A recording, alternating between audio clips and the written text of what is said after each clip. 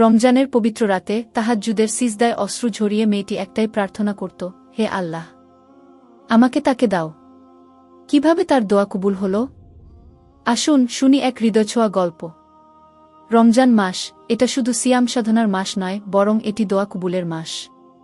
আজ আমরা এমন একটি গল্প শোনাব, যেখানে এক মেয়ে তাহাজ্জুদে অশ্রু ঝরিয়ে আল্লাহর কাছে তার ভালোবাসার মানুষকে চেয়েছিল, এবং অলৌকিকভাবে তার দোয়া কবুল হয়েছিল।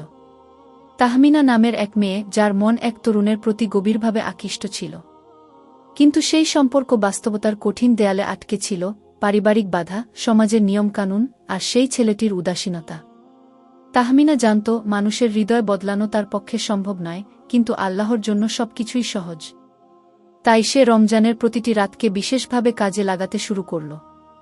প্রতিটি তাহাজ্জুদের রাতে সে আল্লাহর দরবারে গিয়ে কাঁদত, হে আল্লাহ, তুমি হৃদয়গুলোর মালিক, তুমি চাইলে তার মন আমার প্রতি নরম করে দিতে পারো।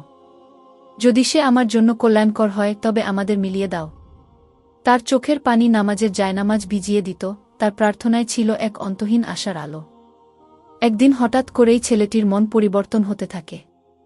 সে বুঝতে পারে তাহমিনার ভালোবাসা নিছক একতরফা আকর্ষণ নয়, বরং গভীর ও পবিত্র। তারপর এক অলৌকিকভাবে দুই পরিবারও রাজি হয়ে যায়। রমজান শুধু রোজা রাখার মাস নয়, এটি দোয়া কবুলের মাস। যদি কারও প্রতি ভালোবাসা থাকে, তবে সেটা আগে আল্লাহর কাছে চাইতে হবে, কারণ তিনিই সর্বশ্রেষ্ঠ পরিকল্পনাকারী।